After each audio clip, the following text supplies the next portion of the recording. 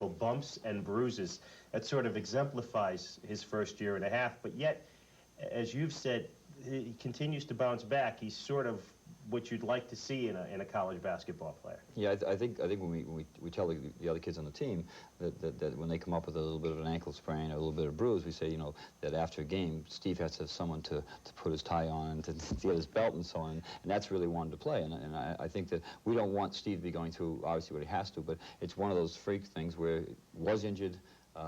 Looked like he was 100% back. Really, we thought in September he had a great summer and spring, and then when the injury reoccurred, it just really hasn't gotten any better. And really, it doesn't make any sense to us until probably March or April sometime to have it permanently fixed so that we can have the real Steve Pikiell. I like the Steve Pikiell right now, but the real Steve Pikiell, for him personally, really, to give us an opportunity to show all the things that he's starting to show. On one arm, some of his performances even this year have been terrific for us. Now, did you know you were going to be on the show? That's why you got a little bit of color on the eye, the black and... Yeah, I thought that would add something to it. Now, you came out of St. Paul's in Bristol, and we've heard a lot about the in-state players staying in Connecticut. What were some of the reasons, Steve, that you decided to stay in-state and play at UConn? Well, you know, I looked at a lot of schools, and I said, God, it's right here in my backyard. Why go anywhere else? I had the program that I wanted, and they were 40 minutes from my house, which was far enough from home, yet close enough whenever I need to get home. I can go home, and my parents could see me play, you know, every time at the Civic Center, at every game and stuff. So there were so many more advantages than there were any disadvantages. So it was just a natural choice for me to pick University of Connecticut. Did you feel any pressure last year, actually on the court? Did it ever cross your mind, well, here I am, I'm at the school that I saw play when I was a kid growing up in Bristol and then at St. Paul's. Did it ever hit you, the decision to stay in-state?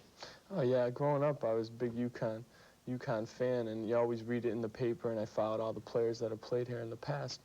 And, you know, I just did it for myself and because it was a good thing to do.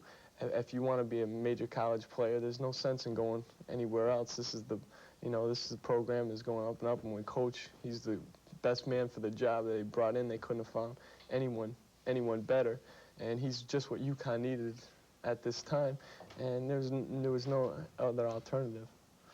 Jim, the improvement in Steve Pikiell from the time he came in October 15th, 1986 to right now, even despite the injuries, what are the biggest changes and the biggest improvements in Steve's game? Well, probably, and I think he'd be the first one to admit it, almost a physiological change. I think that Steve is an athlete who can shoot the ball, has a great understanding of the game, but physically he had to get stronger because he's not the quickest guy in the country. But he is, actually, his first step has really surprised me. It's much quicker than you think it is. But I think the biggest thing is he got himself in such tremendous shape, and he probably, once again, exemplifies what you have to do in order to be a terrific player. I think the biggest thing is simply physically, and I think people are going to start seeing more and more of it. By next year, I think that Steve's going to emerge. I mean, I hate to put the comparisons with the Billy Donovans and that type of player, but I think Steve has that capabilities. He's proven to me, and I'm usually a pretty tough critic, that he can be a major college guard without question in this league or any other league. And I think that's the biggest thing. Physically, he gets stronger, quicker, just really understood how to use his body and all the other things that a major college basketball player is going to have to do. And the fact that he's such a bright guy that understands the game, you know, that makes him much more dangerous. His shooting, by the way, next year I think is going to surprise everybody because his range is really limitless at this point. The physical aspect of college basketball, did that surprise you in the difference between that and the old days at St. Paul's? Oh, yeah, no doubt. Last year, you know, just the physical strength of all the players and just much bigger than any of the players you played against in high school, and just the rigors of going day-to-day practicing. And in high school, you always had a couple days off here and there, and it was only a 20-game schedule, and, you know, you could pretty much do as you pleased on the court. So, you know, last year it took me a while to get used to, you know, getting ready every day to play basketball, because at this level, the intensity is so high that if you don't come out, practice hard every day and play hard every day, then, you know, you're in trouble. When the three-point field goal became reality, did you sort of salivate, your eyes open up? Do you figure this is the shot for Steve Pikiell? Yeah, I was excited about the rule. It, you know, helped me. It brought a new dimension for us 6'3", 6'4" guards. And, you know, for myself, I learned that, you know, if I could shoot it effectively, it'll be a place for me, you know, on the team. So I worked at it this summer. I took shots, you know, I shot 500, 600 times you know, and just worked on my range and everything. So, you know, if you take a jump shot and get 3 points for it, there's no sense in taking one for 2 points. Might as well move back another couple of feet. Right. We know that was your philosophy at AIC, and it was only worth 2 then. What about Tate George? You and Tate George came in together, him from Newark, you from Bristol. You seem to have meshed pretty well. It seems like a pretty good relationship. Yeah, well, since day one, school, we were together for the whole day in the same classes and doing everything together. He lived right upstairs from me in the dormitory, and you know, we just get along real good. He's a really nice kid, and you know, we're from different backgrounds and everything, but he's a nice person, and we got along great from day one. He helped me out on the court. You know, he has a little bit of street basketball in him, and I didn't have any at the time, so you know, we learned to help each other. I helped him maybe a little in the classroom, and vice versa. So, you know, we're good friends now, and, you know, we'll continue to be that way. It's nice to have a couple of kids sort of the same position come in like that, and you knowing that you'll be able to work with them both as a tandem for 4 years. Yeah, the 2 of them, obviously, in that first year were kind of like a godsend because they really represent the future to us, if you think about it. And last year, through a couple of dismal moments, and I think we had some good moments. I think Steve alluded to that. There were some things last year we were very proud of. But I think, you know, knowing that I had Steve and Tate for you know, 4 years, certainly was something that was kind of the ray of hope. And the fact that they're both terrific kids, I think Steve said it very succinctly.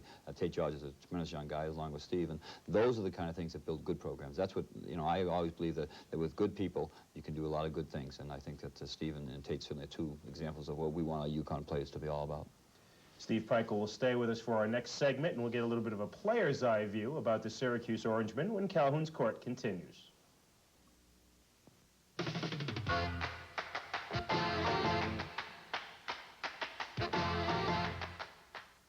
Welcome back to Calhoun's Court, where this week we're joined by UConn guard Steve Peichel, and we'll get back to Steve. But first, one of our new features on the show this season, we take a look back at one of the outstanding plays in UConn basketball. It's called our CBT Play of the Week. And let's get to that right now if we can.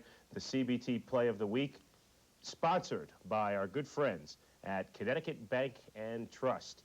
And this week's CBT Play of the Week comes courtesy of Cliff Robinson and Lyman DePriest. Here's Clifford with the rebound. The outlet to Lyman DePriest, runs onto the ball, a left-handed shooter, and he lays it up right-handed.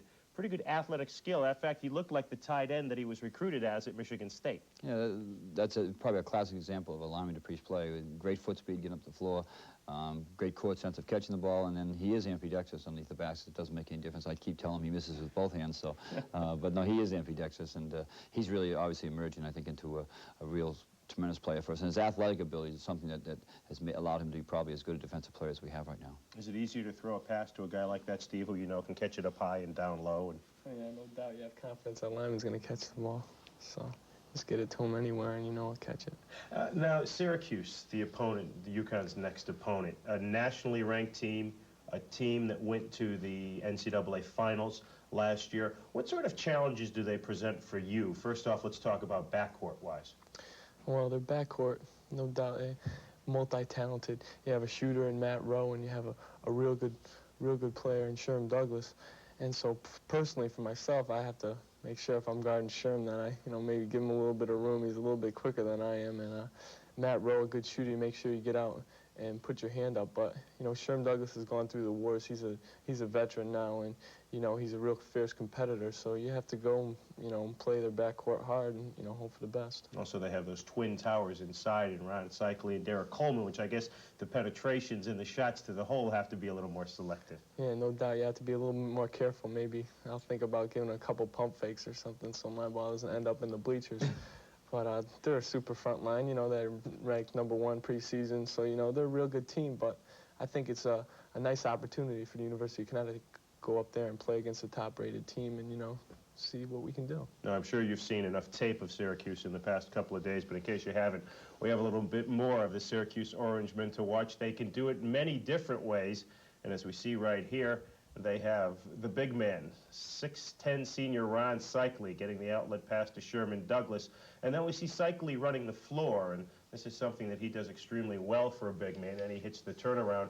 He can not only do it outside, but he can do it inside with the slam.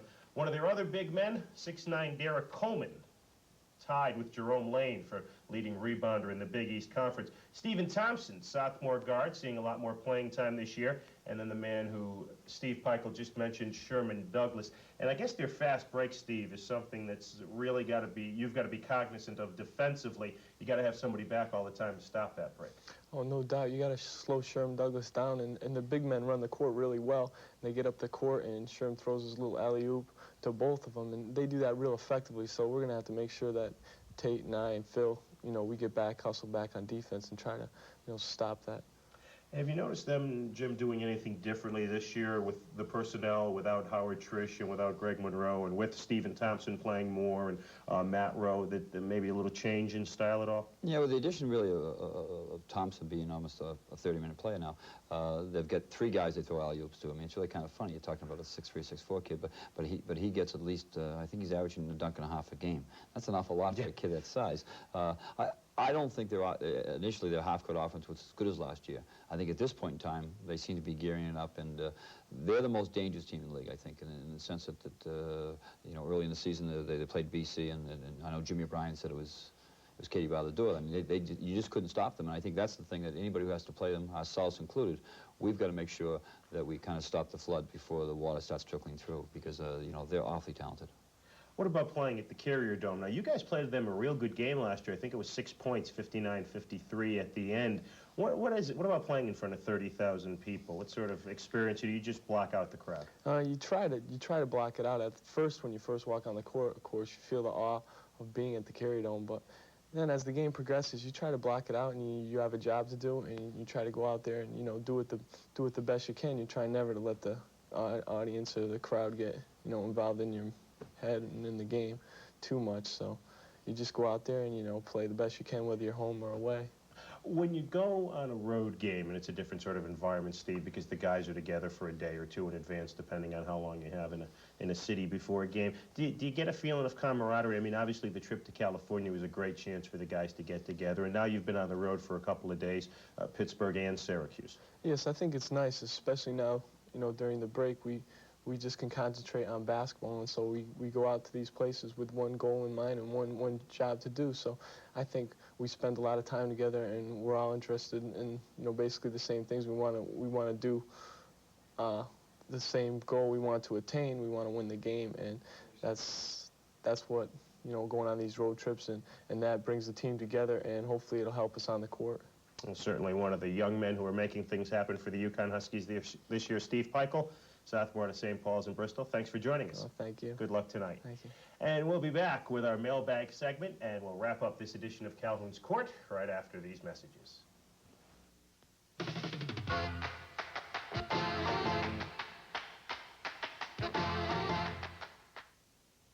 It's time once again for our mailbag segment on Calhoun's Court. If you'd like to ask the coach a question, send your question to Calhoun's Court, U78 UConn, Stores, Connecticut, 06268. And if we use your question on the show, you will get the designer T-shirt that you see from our good friends at Nassif's on Main Street in Willimantic and the Eastbrook Mall. A very nice letter this week, Jim, from Bonnie Balsh in East Hampton, Connecticut, talking about your views on the media coverage of the players and how it affects them and their play. I think it's been well documented how much media coverage the University of Connecticut basketball team receives. We occasionally do get covered. Occasionally a reporter comes, journeys up here to stores and asks a couple of questions. But I think that Bonnie's question is very simply about the way the kids have to handle it. I think it's a very difficult thing. I think it's a very good thing. I think it's good for our recruiting. I think a kid in state can really make himself, in some ways, quote, a household name, be it Connie Thompson, Jimmy Abramatis, and so on. But I think that they have to learn how to handle it, too, because obviously these are people that are writing to a large audience, and I always tell the kids simply, if they say great things about you, don't believe all of it. And if they say some negative things about you, don't believe all of that either. Very simply, I think the best thing you can possibly do is understand that the media's trying to do a job. They're exposing our program, which is great. In turn, put it all into its context and understand it's just part of your learning process and building process. I think learning, by the way, how to be interviewed and how to deal with people is a very positive educational experience for most of our kids. And obviously, it will obviously help them when they go into the job market looking for, work in that sense. Hearing Steve Peichel talk, I mean, Steve is an articulate young man anyways, but I think he's been through now a year and a half game after game, preseason, all the different type of questions, that he is well-versed when he walks into your office someday looking for a job, or maybe your job, Joe. And very simply, I think, honestly, you can see, I think, maybe what the media has helped do for a lot of our kids. Well, now that I feel relief that we have a guest host in case I have to miss. That's good news. Thanks to Bonnie Balsh for writing in, and she'll be receiving her Calhoun's Court T-shirt in the mail. After the Syracuse game, the UConn Huskies return home to what have become the somewhat friendly confines of the Hartford Civic Center.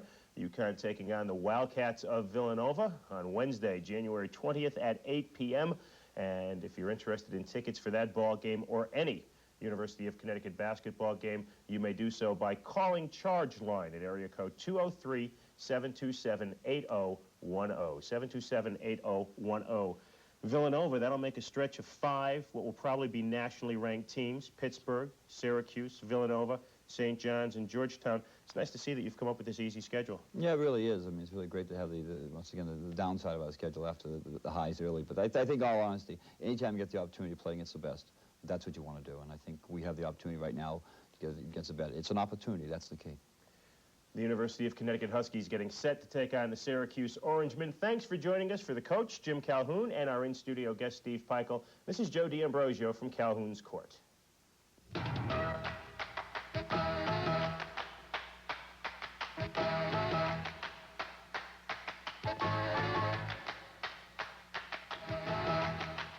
Another Big East battle is about to begin as UConn takes on Syracuse. Then at 10:30, take a look at This Week in the Big East on your sports station, WTXX-TV, Channel 20.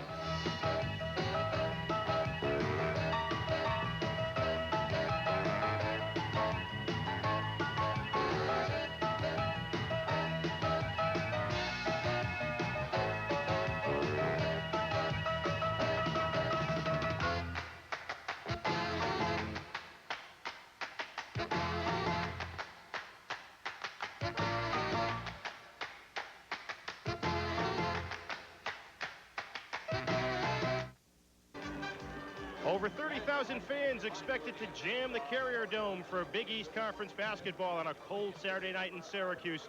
Hi, everybody. I'm Joe D'Ambrosio, along with the former head coach at UConn, now Assistant Athletic Director D. Rowe, and we welcome you to Big East Conference basketball between the University of Connecticut Huskies and the Syracuse Orangemen. And D, both these teams looking to bounce back from losses. Well, Joe, Syracuse coming off the Villanova loss, not happy campers. They're not pleased with the coach, maybe. The coach is not pleased with the players.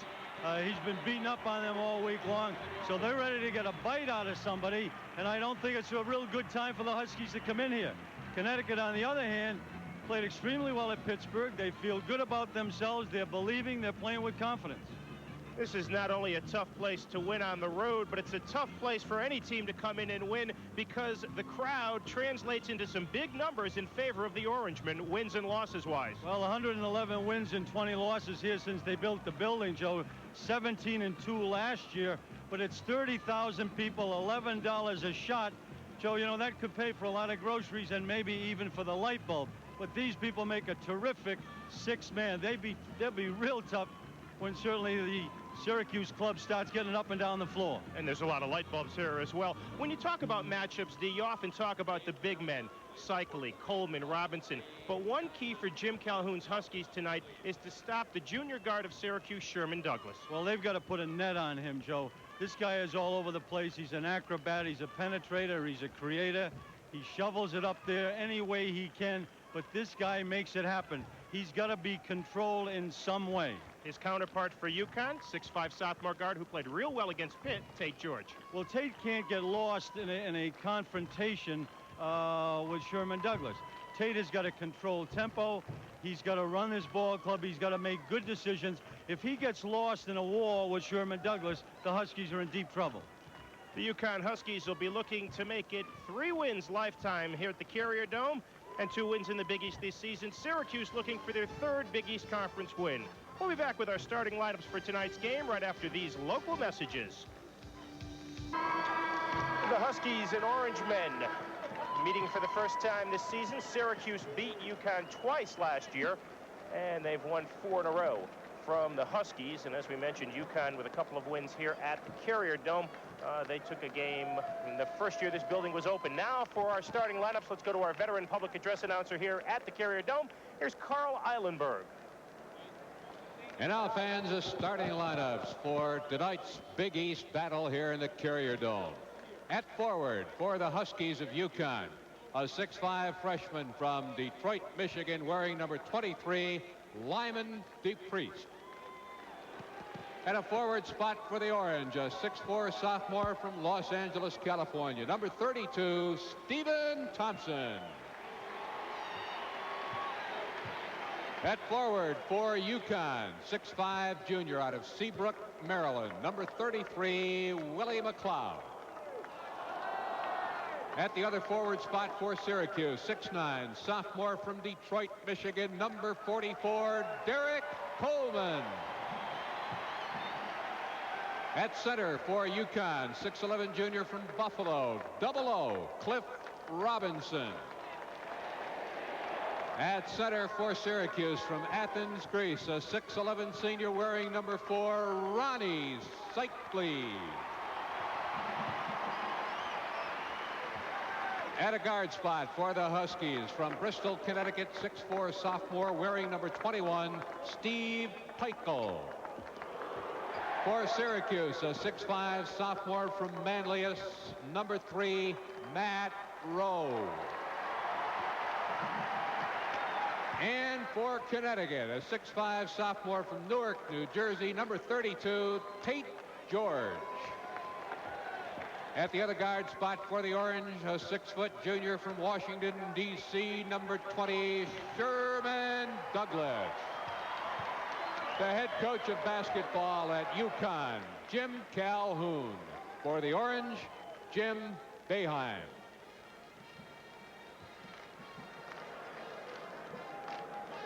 So the scene is set for the Huskies and the Orangemen, and we'll be back to tap it off right after these local messages. D, we take a look at some of the comparative stats, and the Orangemen filling it up at the rate of 94 points per ball game. That's a lot of points, Joe, and this crowd really gets into it. You know, they're a club that on any given night can blow anybody out of this arena, or any other arena for that matter. Our referees tonight, Larry Lembo, Jackie Hannon, and Fred Heichel, and you see the crowd standing here. That's a tradition they picked up from Syracuse back at UConn, where they stand until the home team scores their first bucket of the ball game. If you're sitting in the back row, you hope they score right away. I don't ever want to be Bob Uecker in this place, Joe. It's a big gym. But the Huskies have had some success here as you get a look at part of the crowd. Expected to be over 30,000. We mentioned UConn won here in '81, and they also won here in 1985. Larry Lembo to toss it up between Ron Seikley and Cliff Robinson. Seikley was hit in the face during warm-ups by his teammate, Eric Rogers, and he had to go in for some work as the Orangemen win the tap. Number 3 is Matt Rowe as the Huskies play man-to-man. Outside, Stephen Thompson. Down low to Coleman. And Derek Coleman with the first bucket of the ball game.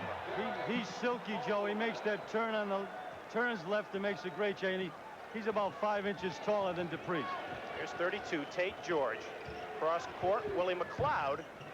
And Douglas grabs the rebound and the quick out to Thompson.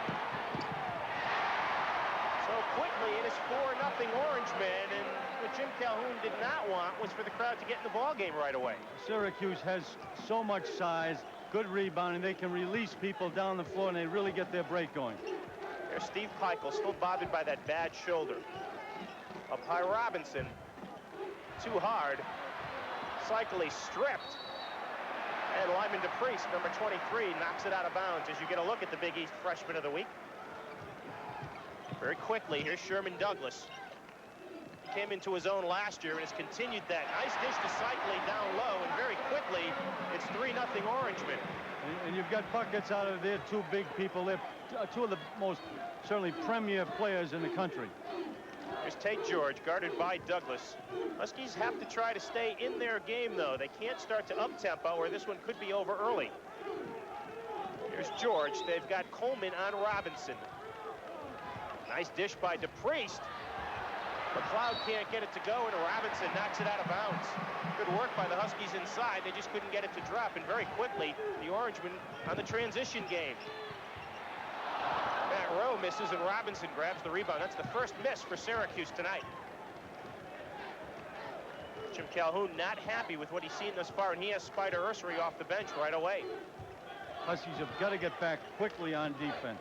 George trapped, gets it out to Peichel. He had his best game of the year in the win a week ago against Providence. Here's George. Robinson trying to post up on Coleman. DePriest had a notion, but he saw Cycli there and didn't fire. Shot clock down to 12. 2 minutes in, and the Huskies haven't scored. Huskies having all sorts of problems. George misses, and Coleman cleans the glass. The quick out to Douglas, 3-on-1. Alley-oop for Cycli, and the Huskies on the foul. Lyman DePriest. Lyman DePriest, strong, good body, but not big enough, certainly, to be able to contend the big guy, Ron Cycli. Foul is charged to number Spider 23, Ursery Lyman. coming in for Willie McLeod. Number 25, Phil Gamble, replaces Steve Peichel. Connecticut, Joe, wants to play the same kind of game they played at Pittsburgh. Control tempo, keep everything in order.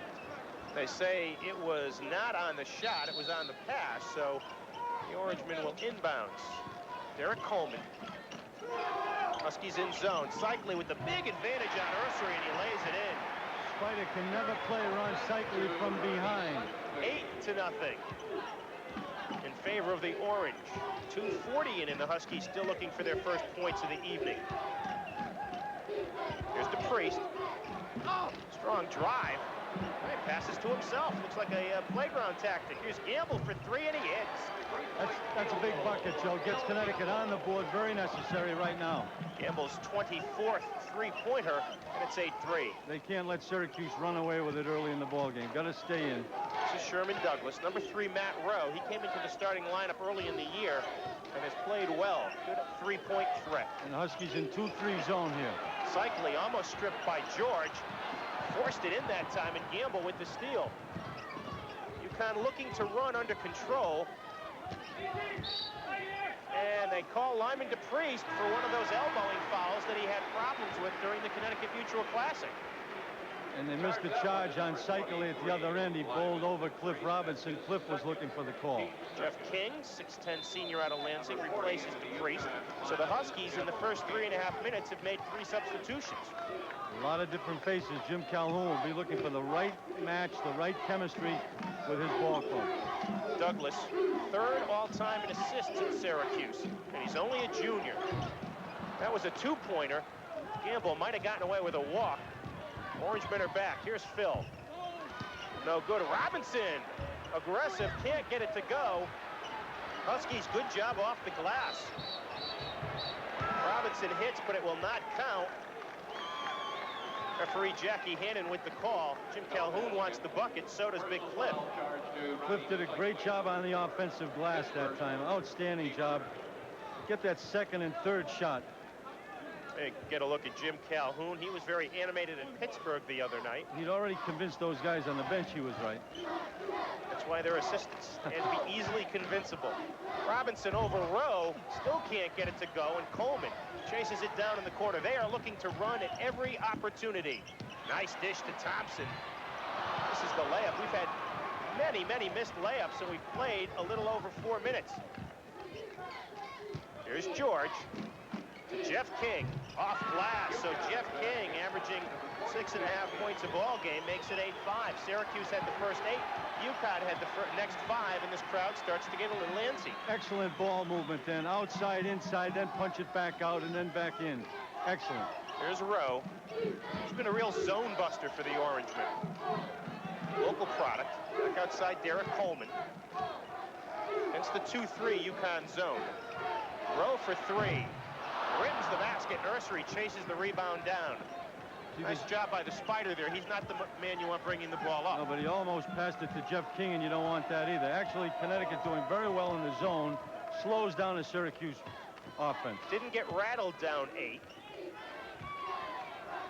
Robinson cut off by Coleman. And Tate George took an extra step. Big thing here, Joe, they just got to feel that they can be back in the ball game. 14:51 remaining. Syracuse up 8-5. We'll be right back after these messages. D, early on, the Orangemen early to get the transition game going. They generally will release a guard here. They've got good defensive rebounding. The ball is kicked out here to Douglas, releasing, I believe that's Steve Thompson, going to the basket. Back live, 8-5, Syracuse, 14:40 to go first half. Here's Derek Coleman, pulls up from outside, and Cycli knocks it out of bounds. You can see him pointing, trying to help Jackie Hannon officiate. They're going to look at Big Ron. He was poked in the left eye by Eric Rogers during warm-ups, and Jim Boeheim not too pleased with that call either, but it was obvious Cycli went over the top. Got to work the officials early, D. You were good at that. Robinson shot blocked by Coleman, just came out of midair and snuffed it. Up to Rowe, almost fouled by Gamble. Crowd looking for a call. Huskies looking for a walk. Alley-oop to Cycli over Ursery, blocked by King. Very important here for the Huskies to realize and feel that they can play with this ball club, even though they were selected preseason #1 in the country. Jim Boeheim at the top of your screen. You might have saw him chirping at the officials again. Here's Robinson, goes to the baseline, and Coleman gets another one. That's 2 straight blocks by Coleman. Here's Matt Rowe. Almost takes a step, and Douglas will set the offense against the UConn zone. Cliff cannot get in a funk here over those 2 rejects. Rowe is short. Let's take a look at that first block by Derek Coleman. Here's Cliff on a good move here, turn, but didn't fake, didn't make the defensive player adjust, and with that, loses the ball on the rejection to Coleman. Foul was on Cliff Robinson. Number 14, Earl Duncan, 6'3" sophomore from LA in the ballgame, replacing Matt Rowe, who just didn't have it from three-point range thus far. King with a deflect. He's played extremely well in the middle of that defense. 43, Keith Hughes in as well as he dishes to Coleman. So Derek Coleman now with 4, and it's 10-5 Orange. 13.5 minutes remaining. Jeff King got lost then in front while he was trying to adjust in the zone, but had been very active. Here's George. Cross-court Ursery, guarded by Keith Hughes. Over to King. He might pull the trigger from there. Gamble for 3, and Douglas starts the break. 3 Huskies are back. Kicks it back out to Coleman. Nice job. What a great move then. Hughes looking to dish, and Cycli pushed off to get the ball. Larry Lembo with the call underneath, and that is number 2 on Ronnie Cycli. The Huskies, to win this ball game, have got to get a good performance out of Jeff King as well as Cliff Robinson. Need the big people working the boards and playing well defensively. Cycli going to the bench, replaced by 6'9" senior Derek Brower. So the Orangemen now have Douglas and Duncan in the backcourt. Hughes, Coleman, and Brower up front. Robinson drives the lane. The runner gets the roll. So for Big Cliff, averaging 19 points a game, his first bucket, it's 10-7. And you like to see Robinson make that big move, that penetration to the basket. Earl Duncan didn't play last year, was a Proposition 48 victim. Duncan for 3. Swish. Earl Duncan, a starter earlier in the season, hitting his 4th three-pointer of the year, and it's 13-7 Orange. They led by as many as 8. George sends Douglas to the ground. Robinson taking it to the hole, so he has not retreated after the 2 blocks by Coleman. Excellent, and credit Tate George then with a fine assist on the penetration pass. 13-9 Huskies, 12 minutes, make the 13-9 Orangemen. 12 minutes remaining. Douglas off the dribble, and he hits. Douglas is not a guy that really shoots well deep, but he gets that little step or so inside the 3-point range, and he's really tough. Douglas averaging about 18 points a ball game. Here's Robinson in the corner, and Coleman all over him. King has to go high for it. There's Spider Ursery. Air ball. Orangeman almost tipped it in. Here's Gamble underneath, and he's clobbered on the way up. Jim Boeheim in a rage on the far sideline. Not happy with his team's rebounding as he talks it over with Keith Hughes, who committed the foul.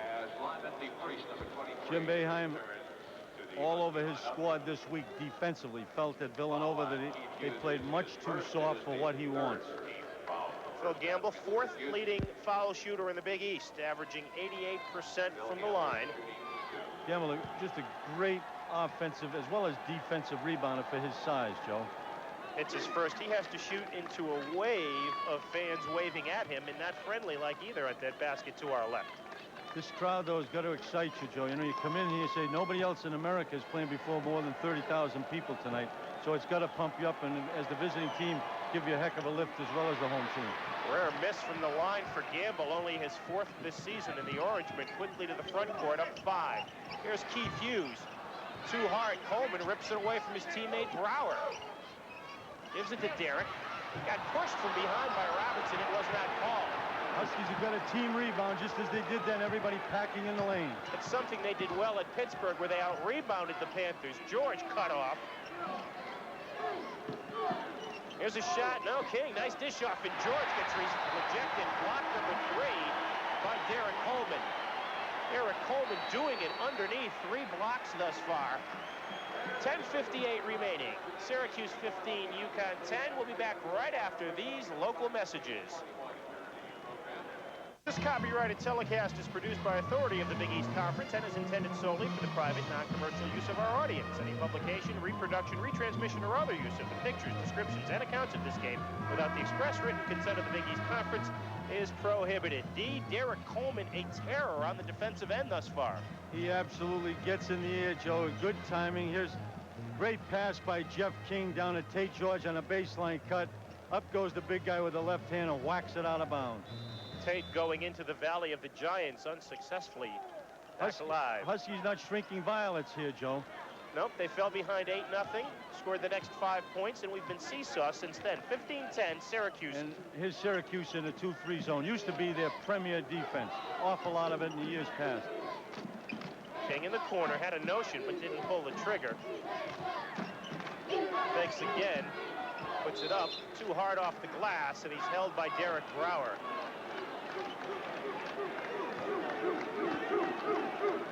I would have to think, Dee, that their ability to play well down at Pittsburgh and lose by only 3 is a real key to their ability to survive the quick start by Syracuse. You can't, in a place like this, Joe, you can't let the crowd take you out of your game. And the Pittsburgh game, a smaller arena, certainly, close crowd, but number 6 in the country makes you certainly feel that you can play and you've earned the respect of everybody.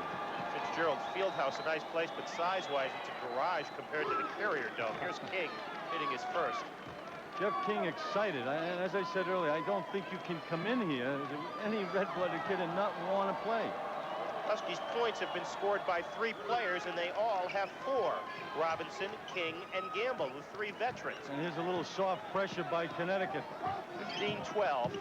I would think that would up-tempo the game. Robinson off the deflection with the steal, and now Jim Calhoun would like to see George sort of slow it down. But he gallops to the front court, and Robinson makes it a 1-point ball game. 6 points for Cliff, and once again, the crowd getting a little antsy. Duncan between the double team. Here's Douglas. Back to Duncan. Huskies playing 2-3 zone. They rotate Brower and Coleman. Alley-oop, what a pass by Sherman Douglas.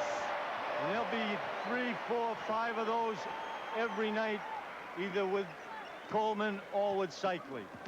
Sherman Douglas with another assist at 17-14, as you can see, 9:40 remaining. Syracuse back to their man-to-man defense. And they're playing it very aggressively. As Dee mentioned, the practices this week have emphasized defense. George open for a moment. Nice pass to the wide-open King. And King and Robinson get their signals crossed. Let's take a look at Sherman Douglas at his best here, Dee. Here's Douglas. Looks like he just looked out of the corner of his eye, and there's the big guy up and shove it right through the basket, and that gets this crowd excited. Cycli, Rowe, and Thompson back as you take a look at Cycli.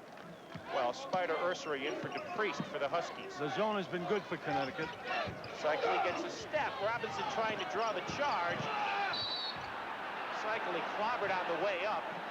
Jim Calhoun looking for the charge that was not called as we get a look at Mr. Cycli. King was fronting the big guy, and Jeff Robinson picked up from behind. It looked to me like maybe he could have a charge call. Jim Calhoun certainly thought so. Ronnie Cycli going to the line for the first time. First time Syracuse has been at the foul line tonight. That has not been their strong point this year, D. 59%. But interesting, Joe, 59%, but they've shot 200 more foul shots than the opposition. So regardless of the percentage, they're scoring a lot of points on the foul line. Cycli misses his first. It's an indication of how often and how hard they go to the basket. Look at Jim Boeheim. Cycli hits his second. He now has 5. And it's 18-14 Orangemen with 9 minutes remaining here in the first half. St. George against the man-to-man of Douglas. Gamble picked up by Rowe. Goes baseline where he's cut off, and Robinson has to chase it down after the deflection. St. George played well in the loss here last year, the 59-53 Syracuse win. That's when the Huskies did not have Robinson and Gamble. Here's Phil for 3. Too hard. George went up, but Coleman grabbed it and throws the baseball pass. 4-on-1.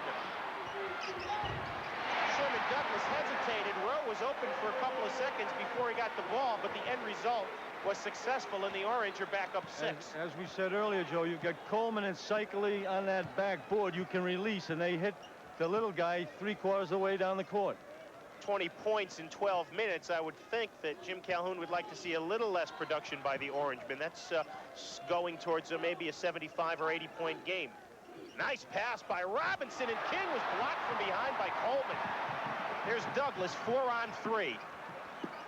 An adventuresome dribble up court before he sets the offense. King was looking for a foul there. Here's Matt Rowe. Alley-oop to Cycli against Ursery.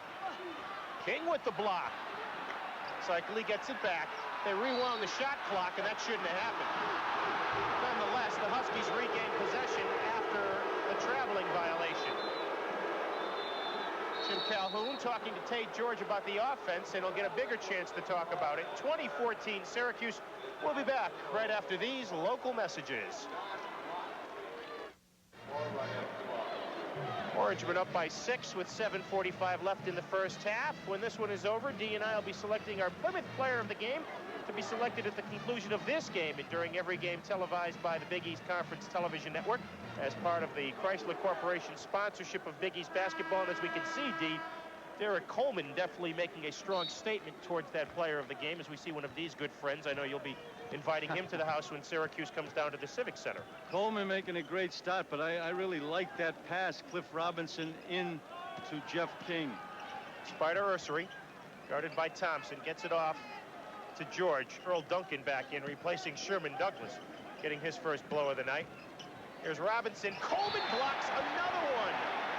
That's at least 5 or 6 blocks by the 6'9" sophomore out of Detroit. Cliff can't lay back, however, and let Coleman take him out of his game. That block does as much to encourage the crowd as a dunk does. Here's Ursery. George for 3. Yes, Tate George. Jim Calhoun might have spoken to him about that on the sideline in an earlier dead ball. 5th three-pointer of the year for the Tater, and it's 2017 Orangemen. 7 minutes remaining in the first half. Syracuse working the perimeter. Here's Matt Rowe. George comes out on him in the Huskies matchup. Duncan tries to head and shoulder. Rowe goes for 3. Too hard, and Robinson goes way up to pick it off the glass. Connecticut doing a great job in not giving up a lot of shots. Tate George running down his mistake. Gets it to Ursery. Stephen Thompson knocks it away, and finally Duncan steals. Not a good offensive set for the Huskies that time. A little bit too quick for what Jim Calhoun wants, as Robinson kicks it out of bounds. Ronnie Cycli, you see him, number 4 on your screen, and Sherman Douglas walking in his shadow as Derek Brower and Matt Rowe come out for the Orangemen. They've been using about 7 guys, maybe 8, all year long. They go 7 or 8 deep, and I think Jim is looking for Duncan to really come on with this ball club. Here is Earl Duncan. He started earlier in the year. Sherman Douglas with his second field goal of the ball game. 22-17. Douglas just 1 step inside that 3-point lane. Huskies to the front court, stolen by Stephen Thompson, and Ursery fouls him to get it back. Not a bad foul by the Spider there. Not bad at all. He had lost the ball at the other end. Didn't want to give the 2-point easily. Jim Calhoun sends Murray Williams off the bench.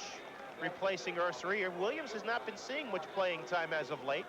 Got in a couple of minutes in the Pittsburgh game when UConn was beset by foul problems. I tell you, it's a long way from Torrington, Joey. Here's Thompson. Has that great vertical leap and cycling, pushed off to grab the rebound. Doesn't like the call, but it was. And he's lucky he didn't get hit with a technical. That if he did dunk in a dead ball situation, that could be a team. And that on Mr. Cycli is his third. So he will get another seat on the bench, and Derek Brower will come in. Maybe he got shaken up when he was hit in the eye before the game began. Brower has not had a good year for them, and this plays well for Connecticut, particularly the way King and Robinson are playing. Well, it plays well if they can get their shots off over Coleman. Here's Murray Williams, and that one is blocked, and they don't call goaltending, and Jim Calhoun is doing a war dance on the far side. He go right out of his tree on that one. That is career block number 6 as we get a look at it. Here comes Murray Williams up. I think the call was right. I don't know. On the replay, it looked like a good call. That is a career-high 6 block shots for Derek Coleman. Syracuse playing this trapping zone. Lob pass, and George lucky to get it before Thompson. There's Williams, sent to the floor, and the Huskies lose it. Brower, long pass for Douglas, and he's grabbed underneath, and that should be a 2-shot foul. We'll have to see what Larry Lembo calls, but that one could be the 2-shot intentional foul. And I believe that's what it is. Let's take a look. No question about it, D. No question about it. It's an intentional foul. And Larry Lembo turned and signaled that immediately. Jim Calhoun not happy. He wasn't pleased with the officiating the other night in Pittsburgh, and I think he's getting the short shrift tonight. That happens to you in that game of coaching, Joe. Syracuse will get the ball out of bounds on the side following the intentional foul. Douglas, a 75% free throw shooter. Misses the second. He doesn't miss many. So that makes it 23-17 Syracuse, and as Dee mentioned, the Orange will get the ball as Keith Hughes comes in for Stephen Thompson. Hughes, 6'7" sophomore from not on the Carteret, side. New Jersey. Excuse me, Joe. Not on the side, but underneath. Tipped away by Gamble, but Douglas runs it down. I believe it's nearest the spot of the foul. Here's Hughes. Huskies back in his 2-3 zone. This is Duncan. Good dish to Brower, but he wasn't expecting it. Not a bad pass that time, but Brower just wasn't ready for it. Connecticut playing very well defensively. Obviously, Jim Boeheim doesn't think it's a good pass because Thompson's right off the bench. Jim Calhoun coming into this game wanted to keep it in the 60s if possible. A big order considering that Syracuse is scoring 95 points a ball game. And it's 23-17 with 4:50 to go. Syracuse in a trapping man for man. Here's King. Robinson, 6 points, leading the Huskies thus far. George can't get it to go, and Gamble has it taken away by Thompson and knocked out of bounds. Boeheim not happy with Syracuse. That's why he's trying to stimulate the game, up-tempo the game, and extending his defense. If you look at Boeheim, 4th best percentage of all active coaches. Gamble had to pull up to get the shot, and Douglas is wide open, and Douglas was hip-checked by Jackie Hannon. Kind of looked like something you would have seen one of the Syracuse defensive backs pull on that part of the Carrier Dome in September. Well, some of these guys look like they're playing for Dick McPherson's football team. Great full court pass, only that one into the seats. Jim Boeheim has never missed postseason play since taking over here at Syracuse. Former great guard along with a guy named David Bing. Robinson has it knocked away by Brower. Orange been very active defensively. Boy, this crowd wants every call. This crowd is not happy with the Villanova loss, Joe. They're not ever happy about the thought of losing in this building or having their club not play well. Robinson triple team, forces it in traffic, but he's fouled on the way up by Derek Brower. Kind of a force that time by Robinson, but he got Brower to commit the foul. As the crowd with a round of applause for Herman Hareed, 6'7" junior from Dunbar in Baltimore, who forgot to take his chain off. This guy's been shooting the ball from the floor at an amazing 71% this year. Hareed in, replacing Brower. And Cliff Robinson will go back to the line for the first time tonight. You know what? On these two benches, you've got two coaches with about 500 or 600 wins. Certainly an awful lot of experience, an awful lot of success. Robinson's first flanks off the side of the rim. A couple of guys named Jim running the show. Matt Rowe comes back in, replacing Thompson, who leaves with a field goal for two. Robinson, 19.7 boards. He fouled out against Pitt. One of three Huskies to do so. Hits his second. Rowe didn't shoot it well down at Villanova, but like a hitter in baseball, you let him keep swinging the bat, and that's what they want Rowe to do against his zone. He's like the DH you talked about earlier in the year with the three-point field goal. Everybody's got to have him. Huskies sitting back in a 2-3 zone, trying to protect the interior. Here's Rowe. Douglas has to go high for it. Forces the jumper, and Robinson goes over Keith Hughes for the rebound. If you can get the little guy pushed out beyond his zone, a little bit further out, just like they did then with Douglas, he's not quite as effective. Douglas maybe feels he has to go to the hoop more with this lineup in the ballgame for Syracuse. Gamble trying to move on Rowe. Triple team. And Tay George bangs in his second field goal of the ball game. It's back down to 3. 23-20. Huskies hanging in there with 3:20 to go. And Jim Boeheim tells Sherman Douglas, let's get a good shot here. And that may be it. Monroe passes it up. Douglas with the penetration. Throws it up as he goes down. Hareed misses the tip. King is stripped on the ground, but goes to it. And they'll call a walk. And that will drive the crowd a wacko. There's enough action here to blow the whistle 10 times. So the Huskies hanging in there. 3 minutes and 2 seconds remaining. Jim Calhoun pretty pleased with what he's seen thus far. Syracuse leading 23-20. We'll be right back after these messages. 3:02 remaining. D. Let's get a look at the scramble at the 15-yard line here. Big tap here. Jeff King goes up, tries to go the other way down the floor. Everybody on the floor. Here's Sherman Douglas whirling dervish, knocks Tate George. He knocked Tate George down, and now it's Husky ball. King violated one of Rowe's prime precepts for big men. Don't bring the basketball down. As Derek Brower comes in, number 30, replacing Herman Hareed. Huskies have played 17 outstanding minutes here. 23-20. As you can see what's resulted from our turnovers tonight. King with Brower all over him. Robinson was open, but they didn't see him as the Huskies try to patiently work the perimeter. Here's Gamble. Go ahead, D. Coleman is extremely tough defensively. Nice pass, and King tips it in. I tell you, Jeff King is playing himself a ball game. Very, very active, and I thought I saw signs of that in the Pittsburgh game. 23-22, Syracuse, 2.5 to go. This is Keith Hughes outside to Matt Rowe. Huskies staying in that 2-3 zone that's been successful. Syracuse hasn't been able to work the ball inside like they did as they scored the first 8 points of the ball game. Teams that like to run hate to have to set against the zone. Sort of playing like last year's game here did, where the final score is 59-53, and King strips it away. Very key here that Tate George does not force, does not rush, patient, control the ball. Huskies looking for their first lead of the ball game. Gamble can't get it to go. King tries to save, but Coleman comes down with it. Dribbles the ball well for a big man. I think he carried it. Well, I thought he dribbled it well for a big man. Rowe for 3. He's been short pulling the trigger, but he follows the ball to the hoop very well. Almost bumped into Calhoun on the sideline. Huskies trying to trap along the baseline. Nice dish. Syracuse unable to get it to go here, and Robinson picks it up off the ground. Huskies 2-on-1. And George called for the offensive foul that Jim Calhoun does not believe.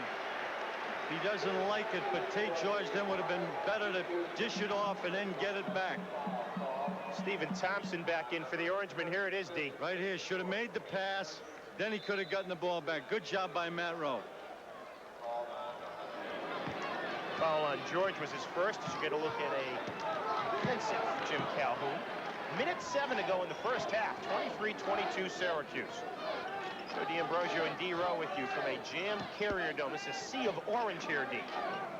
Huskies have not let this crowd in the game. Douglas with a nice spin, but the Huskies trap him, and Thompson gets it outside. Here's Rowe, goes for three again. This time he's long. UConn looking to run. Jim Calhoun, though, wants him to slow it down and maybe work for one. There's a 3-second differential between the shot clock and the game clock. As you can see, 32 seconds, 30 and 27 on the shot clock. As Syracuse comes out in a man. Dave Lato, you saw, one of the Huskies' assistants behind Coach Calhoun. Here's Gamble, shot clock at 15. Dangerous pass, but Robinson gets the step. Can't get it to go, and the Orangemen will look to run as they triple team Thompson. 8 seconds, Brower, Rose wide open. And Matt Rowe gets it to go, and that is the end of the first half. How about the rookie jumping in then, Joe, to try to get the charge? Huskies were unable to get the charge, but they will leave down only 3. Syracuse 25, UConn 22. We'll be back with our halftime activities after these local messages. We're at halftime at the Carrier Dome with the Syracuse Orangemen leading the UConn Huskies by a score of 25-22. A good first 20 minutes of basketball. With me at halftime is Todd Turner, the athletic director at the University of Connecticut. This is one of your first appearances here, or the first time you've been here? This is quite a place. I took a walk before the game started, Joe, all the way up into the furthest seat. If you want to see a game from up there, you can do it, but it's a long way away. Now, obviously, when the new field house, the new sports center is built, you won't have the type of home court advantage that the Orangemen have playing in this place, but you're still mighty excited about the possibility of playing more of your Big East games at home. I think we'll have a better home court advantage, and I'll tell you why. With 8,000 seats, it's a more intimate arena. People will be more involved in the game, closer to the action than they are here in the Carrier Dome. This is a beautiful place, and they can put 32,000 people in here, but I like the fact of having an intimate, I guess let's call it a collegiate type environment. That's what we'll have in stores. Huskies have been on the road for quite a long time. They're coming home to the Hartford Civic Center on Wednesday to meet Villanova. That's turned into a pretty good home court for the Huskies. Well, it really has as of late, and I was a little worried after the Virginia start. It didn't look too good, but the Huskies have come on strong. Jim's done a great job of coaching this basketball team, particularly on the defensive end of the floor. And I think defense wins a lot of basketball games. We saw that we were very close against Pitt, and we played well against Providence. I think the defense had a lot to do with that. The fans being in the Hartford Civic Center certainly are something that makes a big difference. We hope we'll have a really good crowd for Villanova on Wednesday night. Now, the Huskies, the University of Connecticut, and the Hartford Civic Center will be hosting the first 2 rounds of the NCAA tournament. I know that involves a great deal of cooperation between the school and the Civic Center, but also between the school and the corporate sponsors who have been behind UConn basketball. Well, one of the reasons that the NCAA keeps coming back to Hartford is the great fan support that we have, as well as the support of the whole Hartford corporate community, as you mentioned. Tim Tollikin and his staff, along with Ron Dubois, will run a first-rate NCAA tournament. And that's made even better by the fact that the corporate community, in particular Connecticut Bank and Trust, they've done a great job of helping us corporately and will in essence be co-sponsors of that first and second round of the NCAA tournament, which will be in the Coliseum in the Civic Center on the 14th and the 16th of March. So we're looking forward to that, Joe. All righty, Todd, and certainly the second half here, I'm sure if the Huskies can play as well in the second half as they did in the first, they could walk out of this place with their 3rd win ever here. I tell you what, they're putting it all out there on the floor. The guys are playing their hearts out. It's going to be a great half of basketball, I'm sure. All right, Todd Turner, athletic director at the University of Connecticut. Thanks for joining us. Thank you, Joe. My pleasure. It's halftime at the Carrier Dome. It's Syracuse 25, UConn 22. We'll be back with more of our halftime activities after these local messages. It's halftime at the Carrier Dome with the Syracuse Orangemen leading the University of Connecticut Huskies 25-22, and certainly D. Rowe, if Jim Calhoun could have choreographed the score he had wanted at halftime, it would have been this low. I didn't think it was possible to hold this club to 25 points coming in here, Joe, particularly based on their last ball game at Villanova. Connecticut has played extremely well, and I think if you were in that Syracuse locker room right now, you'd be getting a burn from Coach Jim Boeheim. On the other end, if you're Jim Calhoun, you're building confidence and pumping your kids up to another half of the same kind of basketball. Now, this is just one of the typical interesting results that we've seen around the Big East. We saw some extremely interesting results last week in the conference. On Monday, Villanova upset Syracuse 80-78 at the Spectrum. Tuesday, BC gets their first win. They beat Seton Hall at home by the score of 85-70. Going back to that Villanova game, D, they're undefeated in the conference. Yes, and Villanova shot 61 or 62% in order to beat Syracuse. You know, in order to beat this ball club, you've got to score well, otherwise they'll go down and run the ball right down your throat.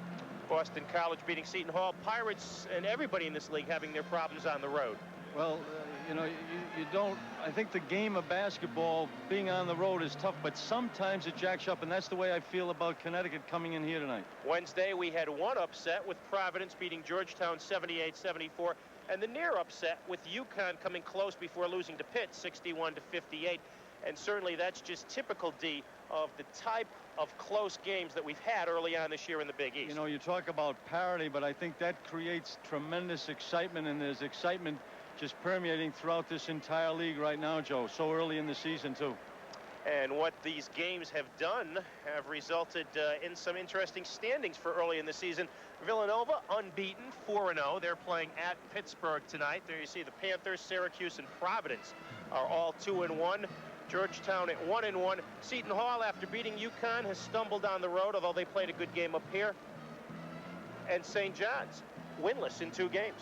Well, I think from the coaching side, Joe, you're feeling every night your ball club has a chance to be in the ball game, and I think that's the kind of league that we have.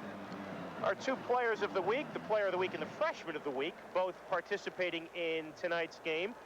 As we get a look at the player of the week, 6'9" Derek Coleman of Syracuse. He had a couple of strong efforts for the Orange Men. He's having another pretty strong effort tonight.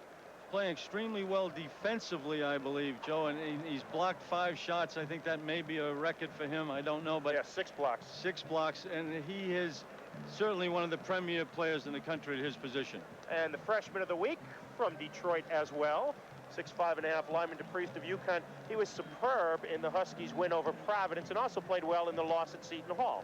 DePriest is a man you'd like to stretch him out about 3 or 4 inches and then see what he could do, because he plays the game so well and he's so mature for only a freshman. 25-22, Syracuse leading UConn at the Carrier Dome. And we'll be back with our second half right after these local messages.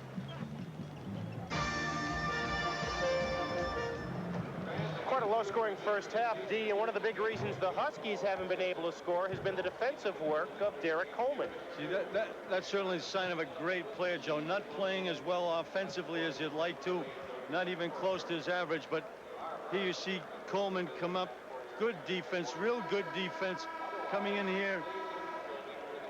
I think we catch him right now with a block shot, and he had 6 block shots. Outstanding defensive player. Your defense can be so consistent, so you're maybe not going well offensively, but you can certainly do it defensively. But for the Huskies, they bounced back thanks in large part to the work off the bench of Jeffrey King. Yeah, I thought I saw this the other night at Pittsburgh. Kinga was very, very active, very much involved. Here you see him come in for a rebound, nice tip. He's been extremely aggressive, so getting very good bench play. And I think for Connecticut, I said earlier in the show, I said for Connecticut to win, they've got to get a good performance out of Jeff King as well as Cliff Robinson. Both teams ice cold from the floor. UConn shooting 26%. Turnovers are about even. Rebounding is just about even, and that's a good sign for UConn. And Syracuse only 1 of 6 from three-point range. Matt Rowe has drawn blanks on all 5 of his three-point attempts. But a big key, Joe, Connecticut is not giving a lot of second and third shots, particularly rebounding of Cliff Robinson on the backboard with 8 has been terrific. Huskies going left to right as you watch Big East Conference basketball action. Number 32 is Tate George as we'll reset the lineups. 0-0 Robinson. 40 is King. Didn't get it to go, and Stephen Thompson grabbed the rebound away from his counterpart in 32, Tate George. And he really didn't want the shot that quickly, Joe. Here's Matt Rowe. Huskies playing their matchup. Outside, this is Sherman Douglas as they work the perimeter. Down low, Coleman wasn't looking for the shot at first, And then when he put it up, he got fouled. He was looking for the pass. He had so much daylight with King in the middle of the defense, he almost didn't want to shoot the ball. Foul was on Lyman DePriest. Some guys really shoot the ball better when they got a guy right in their pants. All right, Derek Coleman. You can see the black band on his jersey. That is in honor of a high school friend of his from the days in Detroit who was gunned down during the summer, and Coleman misses the first. 25-22. Coleman clanks them both, and Robinson cleans the rim off. He's only a 59% free throw shooter. Him and Cycling both have their problems from the line. Connecticut has got to maintain the same kind of patience they had in the first half. Can't let this thing slip away, and here you see Tate George bring it back out in order to do that. Almost ran Larry Lembo down. Nice dish to DePriest. Can't get the pull-up to go, and Coleman grabs the rebound. Here's Thompson making like a wide out, and he dunks. Huskies did not get back defensively, and Steve Thompson makes it 27-22. When you shoot the ball against a team like Syracuse, you've got to have balance coming back on defense. Crowd not booing. They're saying Steve. Yes, I think that's what they're saying. Either that or they saw D. Rose tie. No, they wanted a foul on Cliff Robinson, I believe. Here's King. Guarded by Cycli, who has the 3 fouls. Gamble gets a step on Rowe, and Coleman blocks another one and is fouled by King. Huskies having the same sort of start that they did in the first half when Syracuse scored the first 8 points. They've got to remember how they got here, Joe, and play the same game. Alley-oop, poor pass by Douglas. King's not the man you want bringing it up. Yeah. Here's George off to Robinson. Taking it on Coleman, and he's clobbered by Coleman on the way up.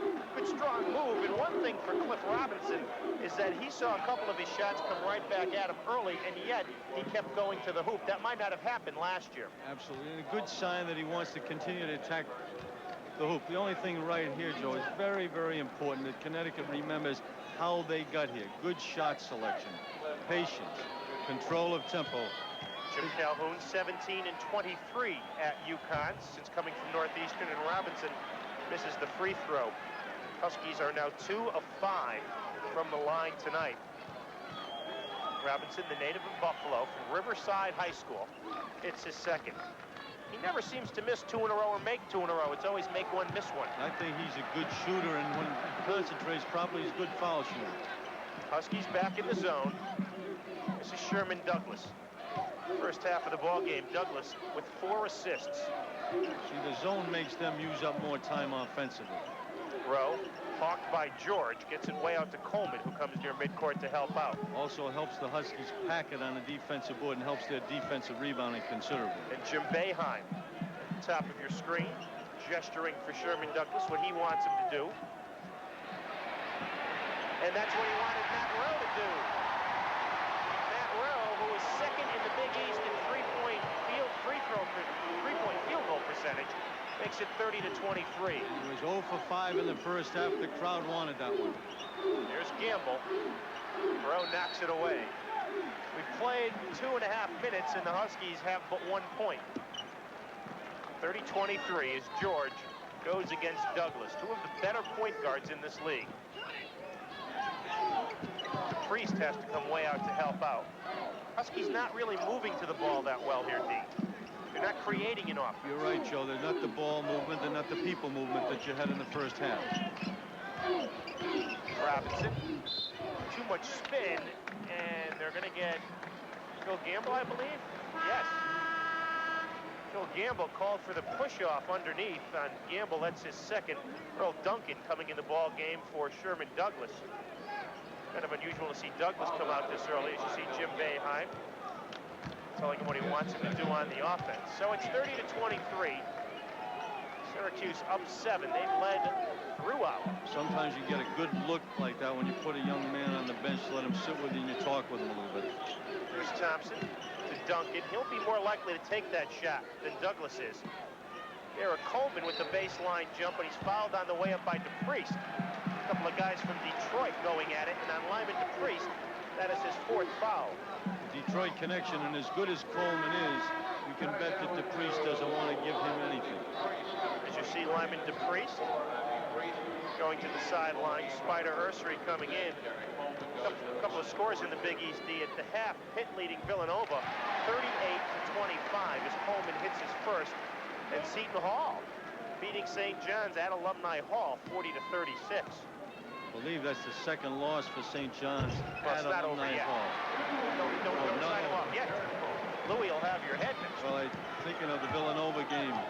This is Syracuse's biggest lead of the ball game, 32-23. George with Duncan all over him. This is Gamble. Nice bank off the glass over the defender. Only the second field goal of the ball game for Phil Gamble. He has 6, and it's 32-25. And Syracuse is turning it up a notch defensively. They're picking up tighter outside. They work the perimeter. Rowe had a notion. Instead, he tries to dish it down low to Cycli, and it was knocked out of bounds by the Huskies. And I think Jim Boeheim's saying if you get the three-pointer, take it. That's why you're in the lineup. And he doesn't want him to take one dribble inside and look for the pass. He's a shooter. That's one of those cases where if you've got the open shot from 19-9, take it. Didn't have it there, so Rowe gives it off to Duncan. Almost walked. Now Rowe for 3. Too hard. Robinson grabs his ninth rebound. I think Rowe's talking to himself a little bit, Joe, very honestly. Boeheim may be talking to him a little bit, too. Here's Tate George. Off to Gamble. Syracuse playing mainly man-to-man, as he mentioned in the old days with Boeheim. They're pretty much 2-3 zone. Robinson with the quick turnaround, maybe a little too quick, and Cycli grabs the rebound. Look out. Derek Coleman going way up. He now has 10. That's the top scorer in the ball game, and Jim Calhoun has seen enough. 15:27 remaining. Syracuse with a 9-point lead. It's 34-25, and we'll be back after these messages. D, when the Orangemen built their early lead, they used the transition game, and they're using it again here in the second half. They're a power team. They're a running team. Here's the big guy up. Good full court pass to Coleman. Goes hard to the basket. One big step and a jam, and good judgment then by Cliff Robinson, and not going for the foul. Possibly could have made the contact, but did not have good position. I think certainly would have been a foul. Real good judgment. I wouldn't get my hand in the way of that, even if I could. We wouldn't want to get hurt, Joe. Huskies down 9, Syracuse 34, UConn 25, with Tate George in the front court. Connecticut's got to understand, however, right now, that there's a lot of time left. Robinson forced it on Coleman, and then Coleman grabbed the rebound. Here's Sherman Douglas back in the ball game, looking to run. Duncan and Douglas. The D-boys working well, and Douglas is short, and Gamble gets the tip. Off to King. He holds. He didn't want to dribble that time, and that was one case where maybe he should have. Robinson posting up Cycli, and that's the only reason he was able to get that pass. Couldn't hit. Ursery with a strong job underneath, and Coleman called for the foul from behind by Jackie Hannon. Cliff Robinson very upset, thought he was fouled. Jim Boeheim thought it was a block. Let's take a look at Spider Ursery underneath. Here's the Spider up in the air. It's been a very, very pleasant surprise. Just battles you right all the way to the end and comes to the foul line.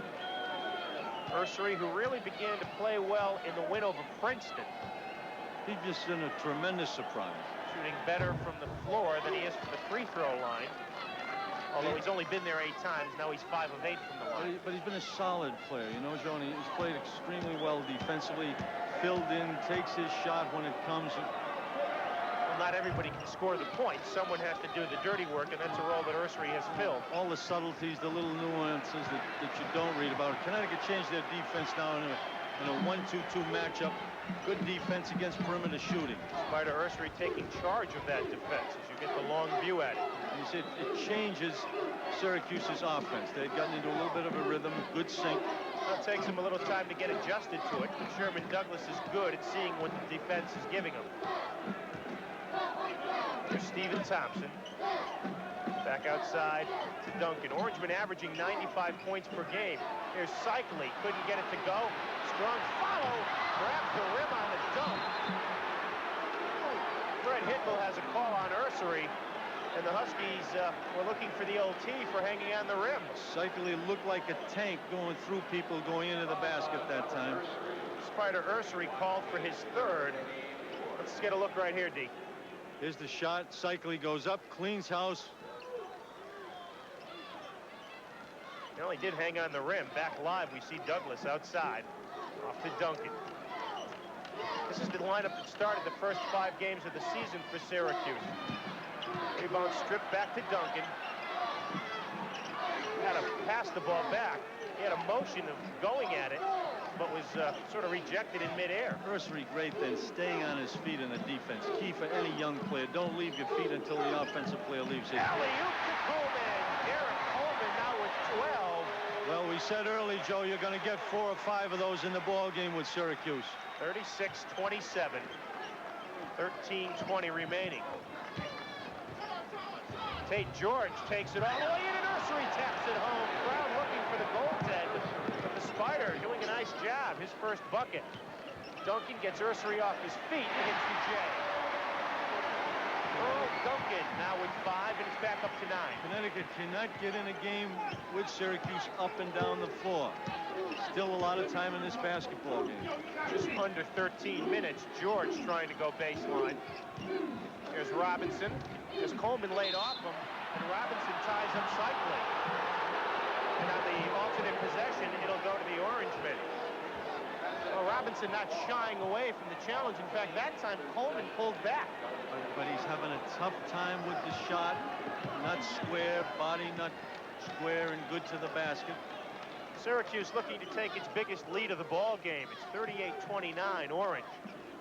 Here's Coleman from 15. And King goes up high to get the rebound. Robinson never a good shooter when he doesn't have the body right.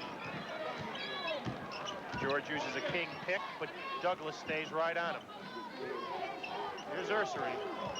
Nice dish to Robinson, but he found Cycli in front of him. Gamble works hard underneath. Gets pushed. Oh, an acrobatic shot by Phil Gamble. His third bucket. That would have gotten you a couple of points in the game of horse. 38-31 Syracuse. This is Douglas. Connecticut back, 2-3 zone now. 1-2-2 matchup. Coleman wanted to alley-oop, but he didn't have the ball. Now he's not happy with Robinson coming down on his back, and quickly the referees step in. Cliff is frustrated. Larry Lembo does a great job. Good job. Coleman and Robinson shake hands, and the fans like that show of sportsmanship. Second foul on Robinson, and he will get a break here as Lyman DePriest comes in.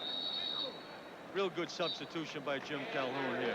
And we'll take a break with 11:51 left and Syracuse up 7. We'll be right back after these local messages. Seems like Derek Coleman has almost as many dunks as he does block shots tonight. Well, when you got a guy who plays so well on the baseline, he's almost like a snake. Hangs behind, gets the defensive player a little off on his right side, then makes a great shot. Here's Phil Gamble underneath. No way in the world he can make this double pump, double clutch. Up it goes, rolls around the rim, and gets a Phil Gamble bucket. Great play by Phil. I think the degree of difficulty that time was 2.9.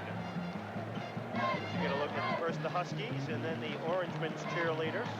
Early second half, Boston College upsetting Georgetown 37-30. Isn't that a surprise? Very important here. Connecticut stay in their game plan. Well, they're only down 7 with 11:51 to go. Lyman DePriest boots one into the third row. I want to remind you that when this one is over, D and I will be picking our Plymouth player of the game, selected at the conclusion of this game and during every game, televised by the Big East Conference Television Network. As Huskies thought they had a jump ball that time, but Jackie Hannon says Tate George had a piece of Ronnie Cycli. Jim Calhoun thinks they had a jump ball. I think it's key here that Connecticut doesn't get to worry too much about the officials and concentrate on the ball game. That Rowe back in, you see him in your picture there, replacing Earl Duncan, just as he did in the starting lineup earlier this year. Rowe having problems. Cycli makes a large target for the inbounds pass, eh? Awfully big man. 2-3 zone defense. Matt Rowe and Sherman Douglas play catch. Now they include Stephen Thompson in their game. Huskies well aware of who the three-point shooter is with this group. They're keeping tabs on Rowe. As you can see, Gamble getting right out on him. Coleman just hangs around that baseline. Sherman Douglas has only 5 3-pointers this year. Rowe following to the hoop. Coleman just goes above everybody, and there's another dunk. Well, Derek Coleman has been unstoppable tonight, and Syracuse back up by 9. He's much too strong and much too quick for Connecticut's inside people at this time. 40-31. 11 minutes remaining. This is Tate George. Cliff Robinson getting his first rest of the ball game. I have to think he won't be on the bench for too long. There's King from the foul line, and Jeff King with that shot, which he can hit. The Big Dipper. The Big Dipper. Oh my. 40-33 Orangemen. Here's Douglas. Back outside to Rowe. And Thompson. They keep working them on the perimeter. Cycli sort of floats about 8 feet away from the hoop, and Coleman most of the time has been running along the lane. But this uses time, Joe, and works Connecticut's way. Huskies trying to make it what's called a short game. Douglas is long, and George grabs the rebound. Quick out to Gamble as Rowe comes to meet D. Rowe. And Gamble lays it in. So Phil Gamble now in double figures with 10, and it's back down to 5, and Jim Boeheim not happy, calls for time. And we got ourselves a ball game right now. 10:07 remaining, Syracuse up by 5. We'll be right back after these local messages. He's getting within 5, D, and giving the Orangemen a little of their own medicine. Yes. Real good rebound here by Tate George. Patient comes out, then the open full court pass to Phil Gamble, who takes it all the way to the hole. Nice pick by Ursery down there, sealing off Cycli. Again, one of those things that will never show up in the statistics, but Spider gives it a little bit of a lift. As the wave has begun here, we want to say hi to UConn freshman Bill Liness back home. He just underwent 5 hours of reconstructive knee surgery. And I hope Bill is watching the ball game, and everybody with the UConn ball club wishes him well. All right, Cliff Robinson has come back in for the Huskies. So they're going with their big lineup now. Connecticut changed the defense just a little bit. Looks 1-3-1. Cycli, as he wards off with the left hand, hits only his 3rd field goal of the night. But if you're as big as he is, it doesn't matter. You go up over everybody. 42-35. Cycli with only 7. Here's Gamble looking down low. Robinson guarded by Coleman. Nice dish to Gamble. Didn't get the double pump that time. Robinson might have gone over the top. And Tate George called for an offensive foul. Huskies might have forced it that time. Yeah, you know, when you've got that open daylight out there, just pull it up and take the shot. You don't need to take it into all that traffic. 3rd foul on George. Huskies at the limit. Particularly, you don't take it into traffic when you get all those big trees in there. Syracuse up by 7 in the offensive end. This is Derek Coleman. High scorer for the evening with 14. Here's Douglas. Looks like we've got man-to-man defense here. Still the matchup, I believe. No, it is man-to-man. Here's Coleman working against King. Rowe now guarded by George, and he dribbles it off his foot. That's back court, which is too bad for the Huskies because they had a 2-on-0. Jim Boeheim not too pleased with that dribbling exhibition as Lyman DePriest checks back in for UConn, replacing Jeff King. I just think Kinger's out to take a break. He's played pretty well. He's played extremely well tonight, Joe. And they need him in the ball game, but a good rest here with 8 minutes to go is perfect. Here's DePriest, guarded by Cycli. He's stripped by Douglas and stolen by Thompson. Sherman Douglas off the steal, and it's back up to 9 at 44-35. You know what happened there? DePriest took his man by the man with the ball, and an easy opportunity for Syracuse to strip the ball. Rowe trying to double team, but George goes to the corner. And the combination of Rowe and Douglas combine for the push, and they say it was Sherman Douglas, but that's only his first personal foul. Again, Huskies have got to be aware of time. 8 minutes and 17 seconds in the ball game. Syracuse with only 3 team fouls has shades of Wednesday night for the Huskies. when they got only 11 free throws to 26 for Pittsburgh. Connecticut needs good shots, good shot selection. Here's the three-pointer. And that's about as good as you can get. Second three-pointer of the night for Gamble. He now has 13 points, and quickly that 9-point lead is trimmed to 6 with just under 8 minutes remaining. Huskies once again hanging in there on the road, where they've spent most of their time lately. Good job by DePriest to go to the ground, because on the alternate possession it goes to UConn. I tell you who did the job defensively, though. Cliff Robinson did an excellent job defending, getting in front, causing a problem then. Jim Boeheim setting up the defense. Huskies have been on the road for what seems like an eternity. Tim Tolikin said 18 to 25 days these kids have been living out of a suitcase. And they'll be going back to Hartford finally for them on Wednesday night to play Villanova. But when you got 30,000, Joe, you kind of forget about how tired you might be. Matt Rowe called for the Gretchen, his first team's fourth. As you get a look at the 6'5" sophomore, didn't play much last year. Majoring in broadcast journalism, D, looking for your job in 3 years. You can already shoot better than I could. Well, he said if he has to coach for 100 years, though, he doesn't want it. Gamble forces and draws the foul on Coleman. What a great fake by Phil Gamble. Moved the defense beautifully then. Crowd not exactly agreeing with the call by Larry Lembo, and on Coleman, it's his third. Joe used to come here and play at Manly, and there was never a tea party there, and it just expanded those 9,000 to 30,000 crazes. They say he was not in the act of shooting, which makes you wonder what he was doing. I don't know, he might have been trying to pass the ball to somebody up on top of the board, Joe. Here's Gamble. Huskies up 6. There's Ursery open, but instead gives it outside to George. There's Robinson, who's been triple teamed most of the night. Bill has got to realize he gets the ball in there to be quick to punch it back out, to loosen up the defense a little bit. Ursery looking down low. Skip past the Gamble. Shot clock at 16. Ursery for 3. And Stephen Thompson, who was the best vertical leap of the Orangemen, quick out to Coleman's 4-on-3. And the Huskies get back defensively again. And they call Ronnie Cycli for the push, and he is not pleased. Is that 4 for him, Joe?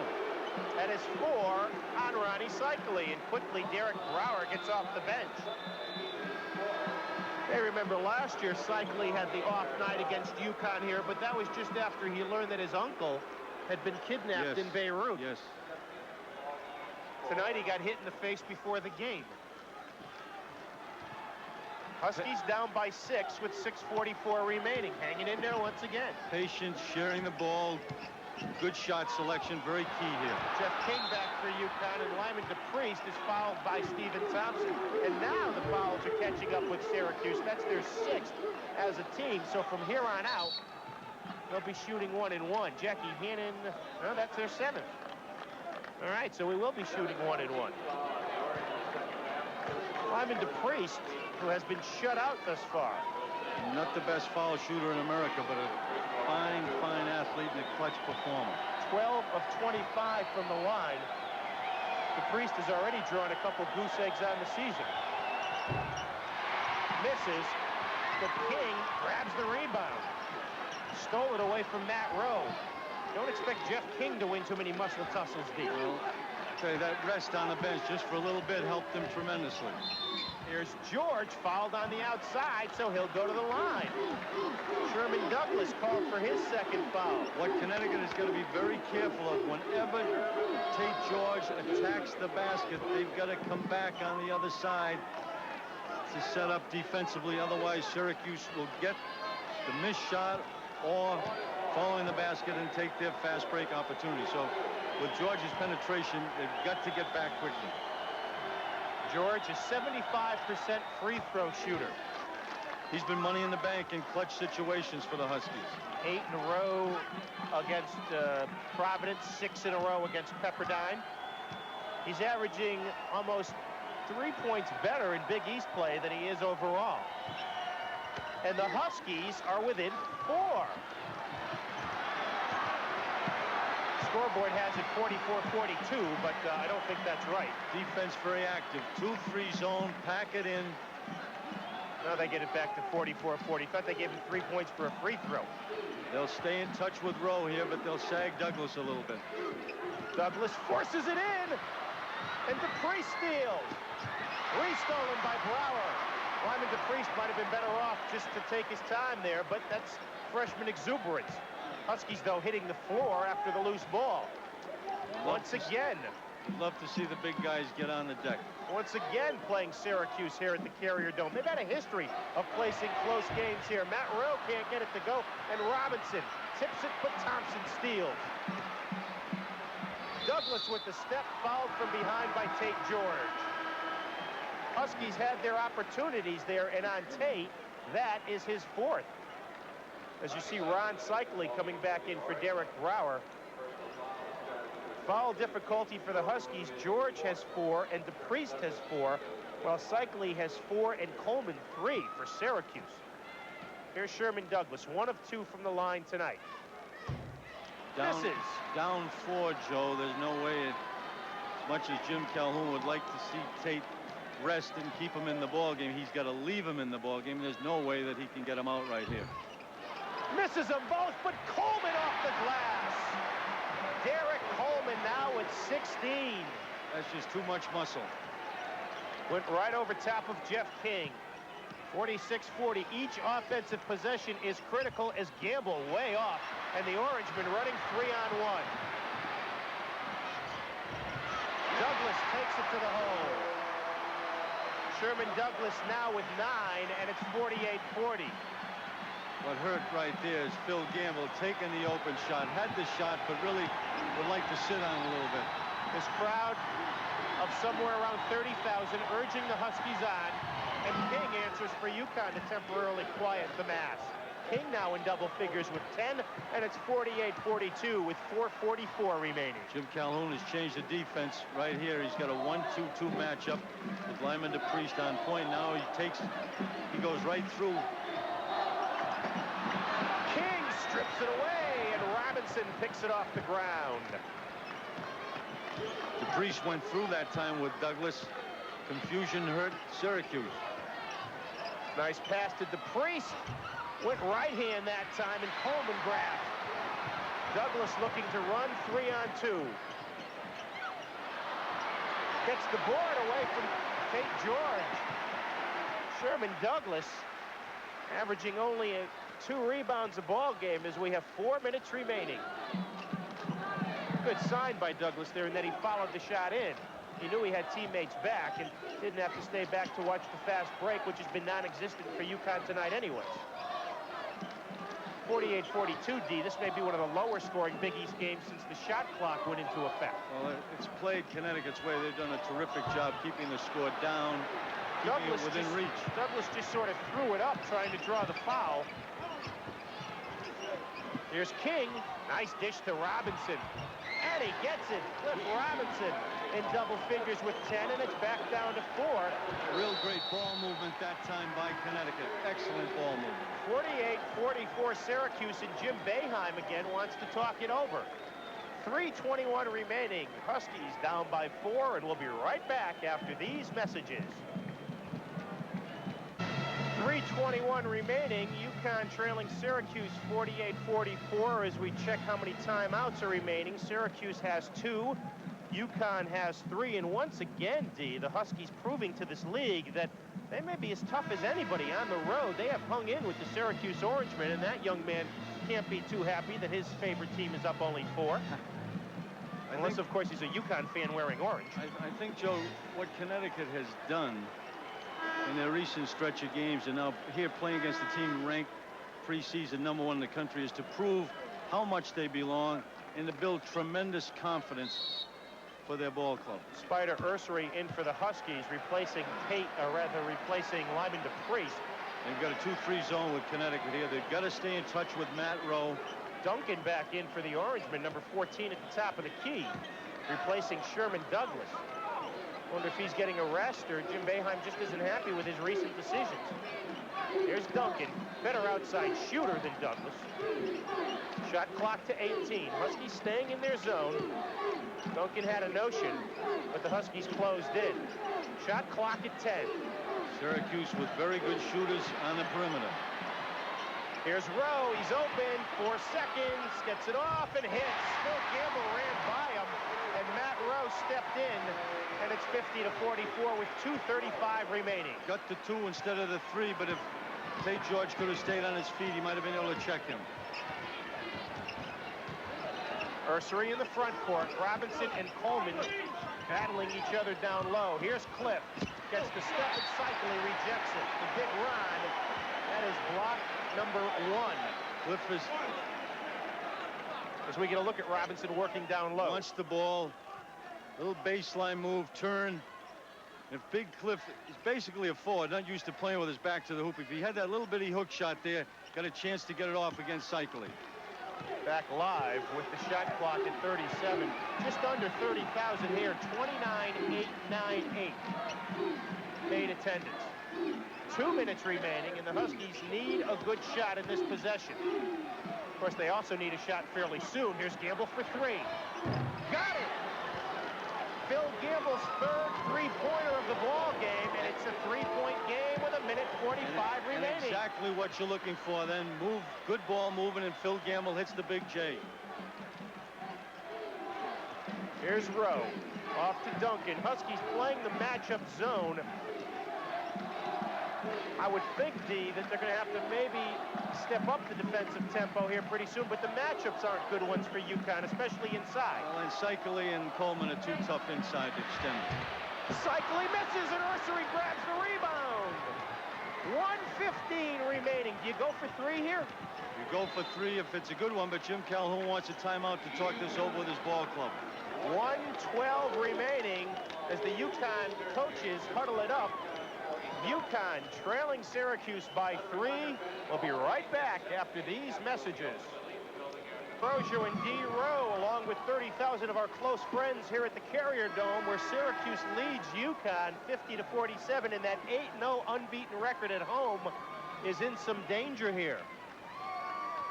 Connecticut, Joe, playing an outstanding ball game. And right here, you've got Cliff Robinson with the ball. You look for Syracuse to play very, very tough, extending the defense, man-to-man, very, very aggressive. Connecticut wants the good shot. If it's a 3, they'll take the 3, but they want a good shot. Here's Spider Ursery. Douglas is in for Duncan. Duncan gets wiped out. Gamble. We are tied at 50. Phil Gamble. He's got 19 points. Under a minute remaining. Set the defense with a 1-2-2 max right here. Huskies bench standing up. The Syracuse bench sitting down, stunned. Syracuse will use as much time as possible unless they get a real good one. Here's Thompson on the outside, and Jim Boeheim wants to talk it over. We'll keep it right here with 38 seconds remaining. As you can see, Jim Boeheim and his assistant Bernie Fine talking things over. I didn't see who rubbed Duncan off on the pick, D, but it was a major league pick. Well, he went to the floor, and that certainly helped Phil to take that shot. And he's cognizant certainly of the three-point range and stayed outside to get the three-pointer. Right now, Joe, Syracuse with 25 seconds on the shot clock will try to use as much of that as possible, but to make sure they're going to get a good shot, I look for them to get it down inside to either Cycli or to Coleman, and maybe look for the 3-point on the foul. You look at what the Huskies have done on the road this year, lose by 2. Let's take a look right here, D. And there's Phil Gamble, number 25. Let's get a look. His Phil comes off the screen. Jeff King. I think he got a little bit of Jeff King and also of Robinson.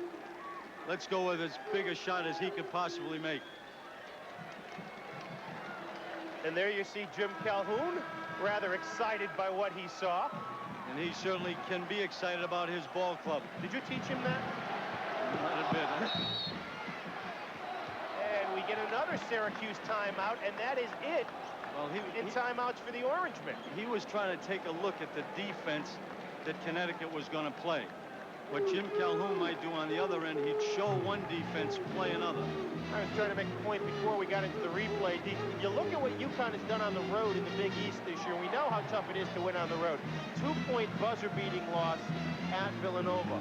And great effort, lose by 3, as we see the timeouts, lose by 3 at Pittsburgh the other night. And tonight, another top 10 team, and the Huskies are right in the ballgame.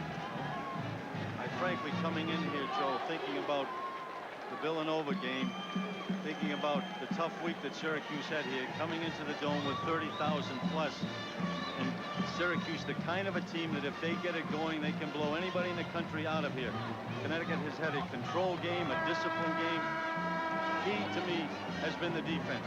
Right here now with 38 seconds on the clock, Connecticut will have certainly one more possession anyway.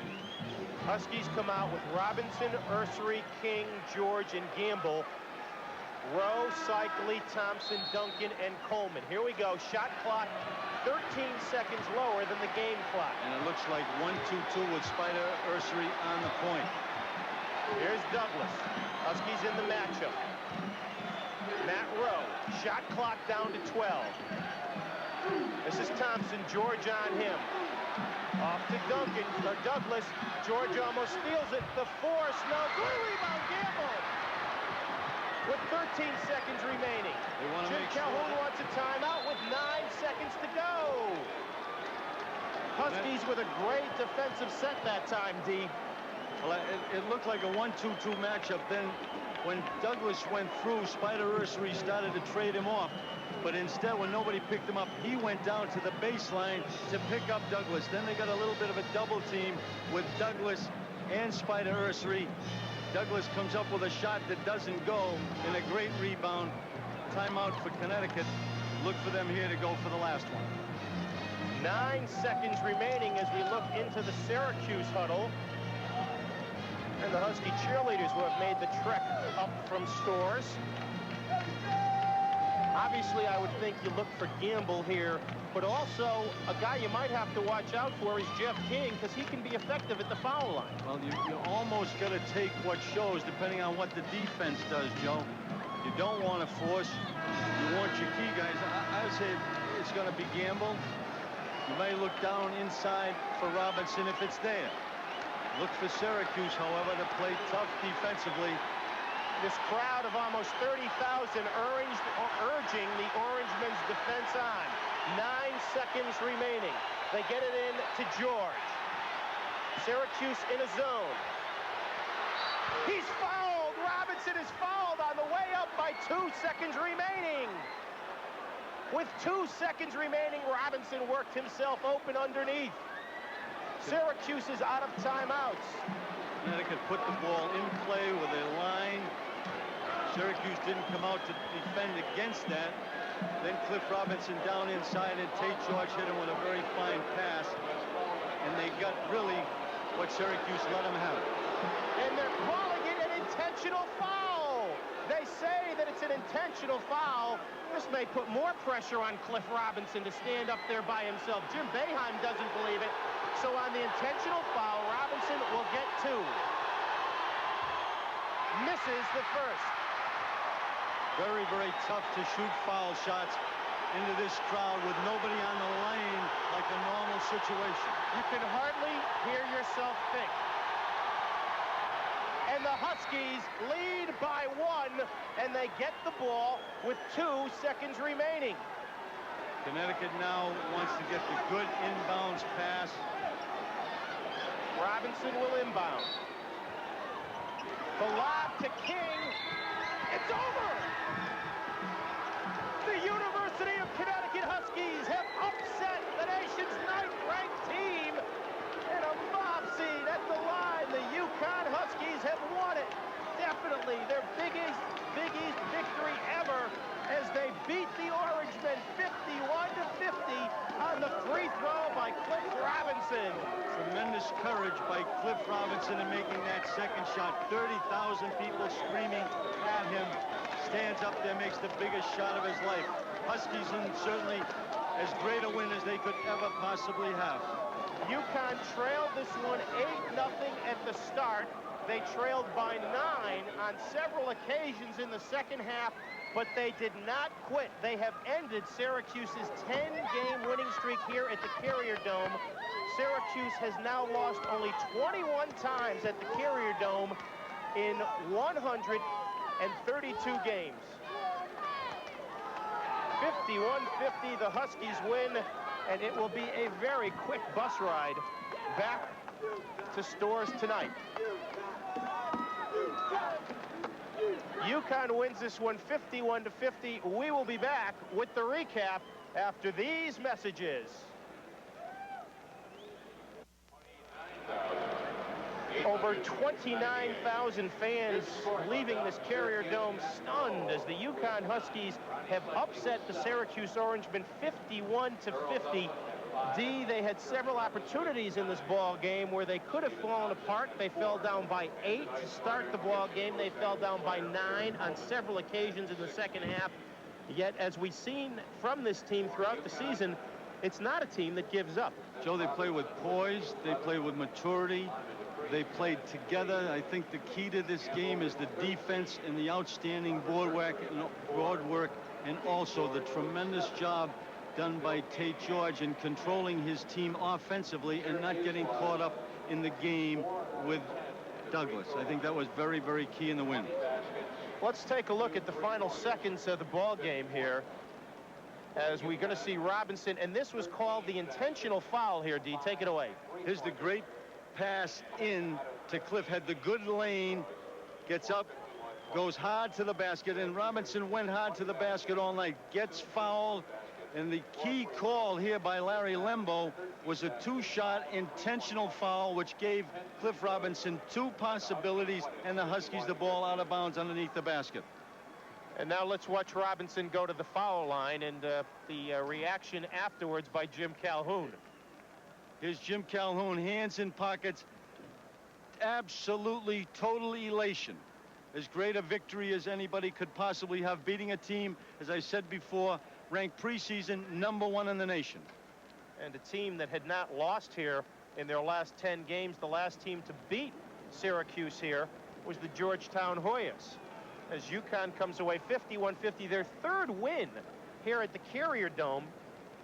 And when you look at the fact that UConn only has 17 Big East road wins, 3 of them have been here, this crowd has stunned looks on their face as they leave the Carrier Dome. You've got 30,000 people leaving here, Joe, not really believing what they saw. Jim Calhoun coming in, and I must say a masterful coaching performance on his part, but coming in wanted it in the low 60s.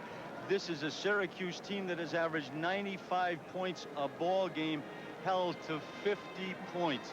A tremendous effort, certainly, by the Huskies in all areas. And looking through the Big East record book, D, this is probably the lowest scoring game in the conference since the shot clock came into effect a couple of years ago. We found a 54-53 Villanova win over BC. You see, the last time Syracuse scored under 60 was in the Big East tourney when they lost the championship game to Georgetown by a score of 69-59. We're going to take a break, and we'll be back to talk with Cliff Robinson. UConn victorious, beating Syracuse 51-50. We'll be back after these messages. Back at the Carrier Dome, where the University of Connecticut Huskies have scored their biggest Big East victory with the Big East player of the game, the Plymouth player of the game, 6'11" Cliff Robinson, out of Riverside High School in Buffalo. Cliff Robinson had the big free throw with 2 seconds remaining, and for the Huskies, probably the biggest free throw that they have had in many a year, as they were able to defeat Syracuse by a score of 51-50. And we're standing here with Cliff Robinson. And Big Cliff, what was your thoughts when you saw Larry Lembo signal that it would be a 2-shot intentional foul? I can't really say what was going through my mind. You know, I was surprised that that Sherman Douglas did foul me like that, you know, with the two shots and the ball. But you know, I was happy. I was very pleased. I knew I was going to make one, but it fell. The first one didn't fall. The second one fell, and that felt pretty good. Was it almost tougher shooting without anybody on the foul line there? No, not really. Not really. It was tough because Syracuse got a lot of fans behind them, and they made a lot of noise. And it got to me a little bit. Now, you guys fell behind 8 points immediately. You got down 8-0, yet Phil Gamble hits that big three-pointer. Jeff King gets a bucket for you, and you get back in the ball game. It's sort of symbolic of what the team has done this year, never letting up, never giving up. No, you know, it's been tough for us, and we really started to get the chemistry together, and everybody's starting to really starting to help each other out, pat each other on the back, and you know, we look forward to we look to things like that. You know, I know Gamble's going to make the three-pointer, and I know Jeff's going to make the little left-hand J, but you know, it's a good win for us. You know. All right, Cliff, we want to take a look at the monitors right here, and we'll be able to see the big play right here as we look at the monitor, and maybe you can comment on it. Well, you know, I just took a deep breath and you know, took a little bend in my knees, and I made the shot. Yeah. Now let's take a look at the final play here. This is the play that set it up. Was the ball going to you all along? They were going to try to look into me, but you know, they gave me the ball and take threw a terrific pass, and you know, I was going to go to the basket, and Sherman Douglas fouled me, and I just wanted to make the free throw. Now Derek Coleman. All right, let's take a look at the foul shot here that wins the game, and you can watch Coach Calhoun's reaction in the background.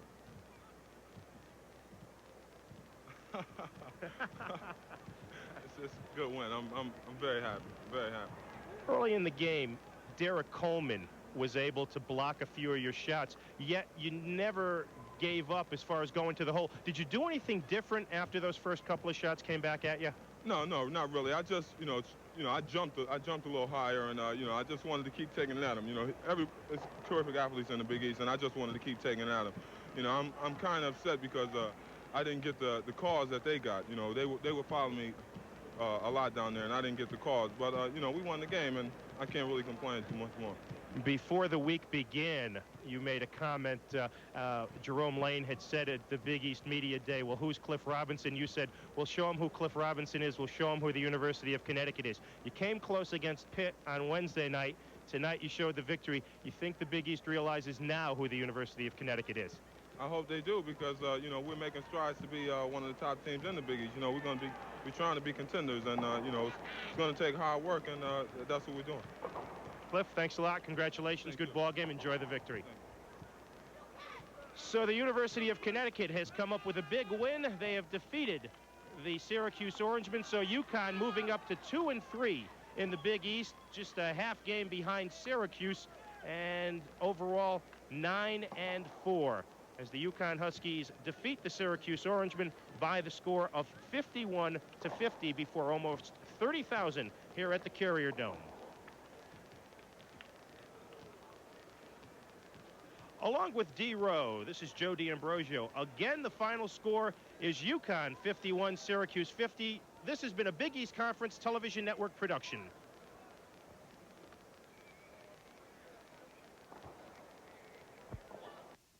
WTXX, Channel 20, Waterbury, Hartford, New Haven.